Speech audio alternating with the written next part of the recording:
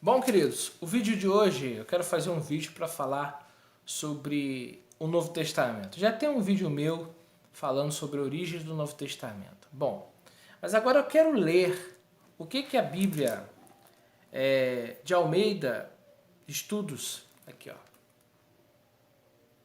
Bíblia de Almeida de Estudos da Sociedade Bíblica do Brasil diz, tá? No começo do chamado Novo Testamento, eu quero comentar algo aqui bem interessante. Veja só o que está escrito aqui. O cristianismo, nas suas etapas iniciais, considerou o Antigo Testamento como a sua única Bíblia. Preste atenção, irmãos. O cristianismo, segundo aqui, a Bíblia da Sociedade Bíblica do Brasil. Segundo a Sociedade Bíblica do Brasil, o cristianismo nas suas etapas iniciais considerou o Antigo Testamento como única Bíblia. Então, ele está falando do cristianismo que, segundo eles, começou com os apóstolos.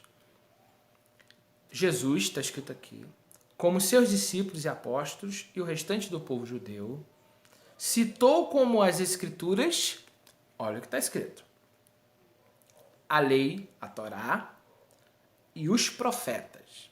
Bom, Marcos 12, 24, Mateus 12, 5, Lucas 16, 16. Com o passar do tempo, presta atenção. Então, se a origem do cristianismo é com os apóstolos, e os apóstolos tinham como escrituras o Antigo Testamento, então, para os discípulos de Yeshua e para Yeshua, segundo a própria Bíblia em português, as escrituras eram o Antigo Testamento. Tá claro isso aqui? Está escrito aqui. Tá claro? Bom. Com o passar do tempo, olha esse detalhe, com o passar do tempo, a igreja, tá entendendo? A igreja, tendo entendido, olha só, não diz que Cristo disse, não diz que os apóstolos ensinaram, a igreja, com o passar do tempo, tendo entendido, não é ensinado, eu entendi que em Cristo as coisas antigas já passaram. Ah, quem é que entendeu isso aqui?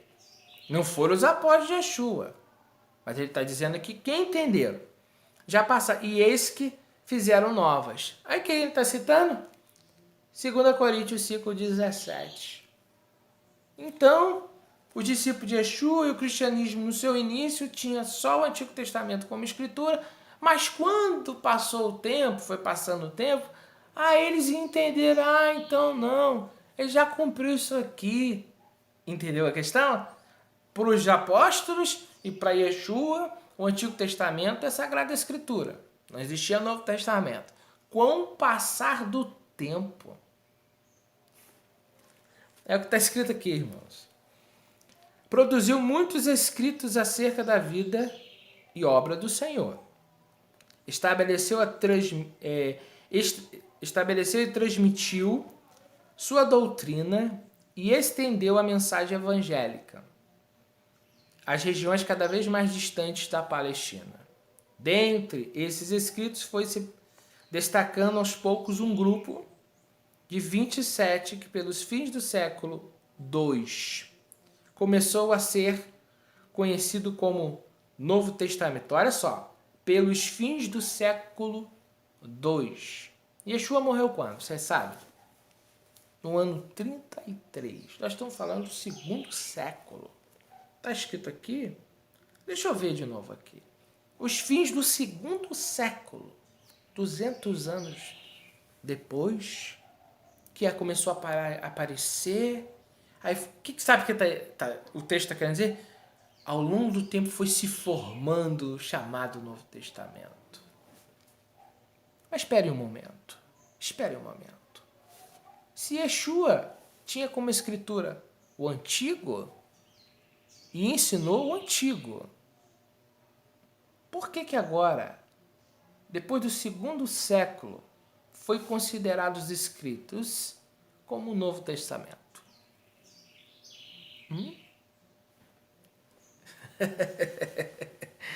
Vamos continuar.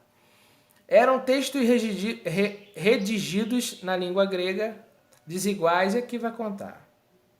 Aí eu vou resumir.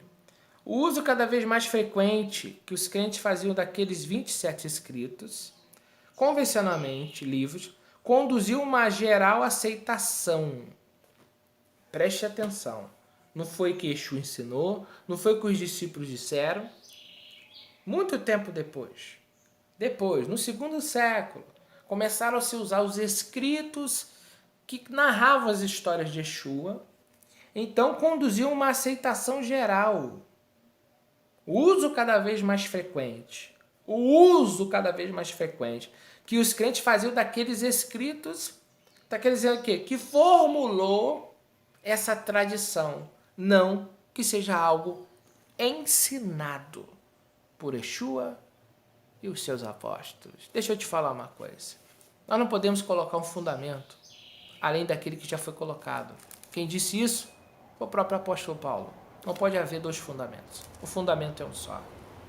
Paulo disse para Timóteo das Escrituras, mas na época que Paulo disse das Escrituras para Timóteo, não existia o Novo Testamento. O último livro a ser escrito foi o livro de Apocalipse, no ano 99. Paulo, ele viveu até 69. E até 69 não tinha o cânon do Novo Testamento. Isso surge depois. O povo começou a usar muitos os escritos, então eles acharam necessário fazer um cânon. Mas isso não é ensinamento de Yeshua. É o que está escrito aqui. Eu vou ler de novo para a gente finalizar. O cristianismo, nas suas etapas iniciais, considerou o Antigo Testamento como a sua única Bíblia. Jesus, como seus discípulos, os apóstolos e o resto do povo judeu, citou como escritura lei e os profetas. Yeshua citou como escritura lei e os profetas. Para Yeshua, escrituras sagradas é a lei e os profetas. É o que está escrito aqui. Tá? Depois do segundo século, alguém começou a escrever. Alguém, nós não sabemos quem. Está escrito aqui em diante que não se sabe quem é que escreveu os livros. Eu vou ler. É melhor ler para vocês tirarem as dúvidas. Eu vou ler aqui na parte do chamado Novo Testamento aqui que eu estava lendo para vocês. Eu vou ler aqui.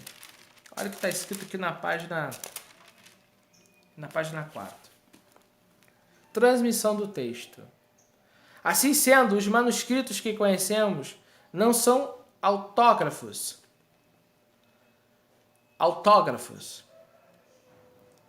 Isso é, nenhum provém da mão do próprio autor. Todos, sem exceção, são cópias de textos originais gregos ou de traduções para outros idiomas, copistas especializados pacientemente consagrados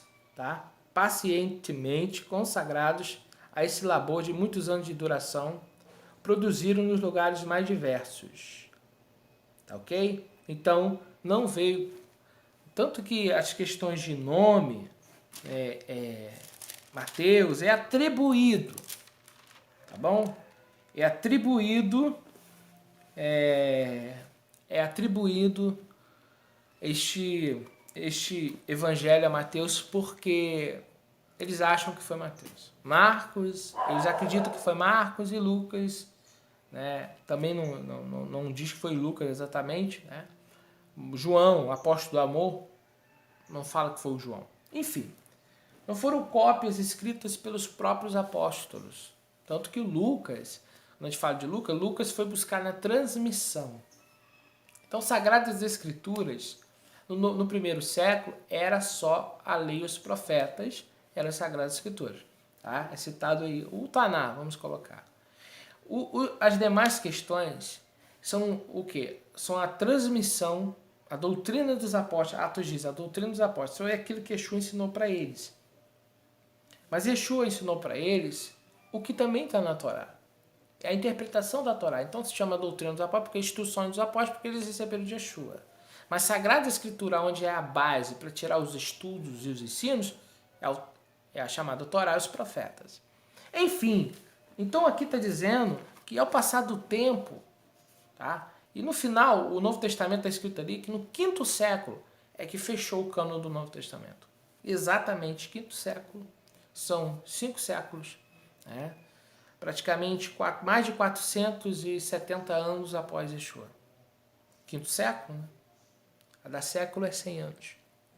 Então são 5 séculos depois que é formado. Mas Yeshua, para ele, os apóstolos, para os judeus, as escrituras é o Antigo Testamento. É a pergunta que eu faço.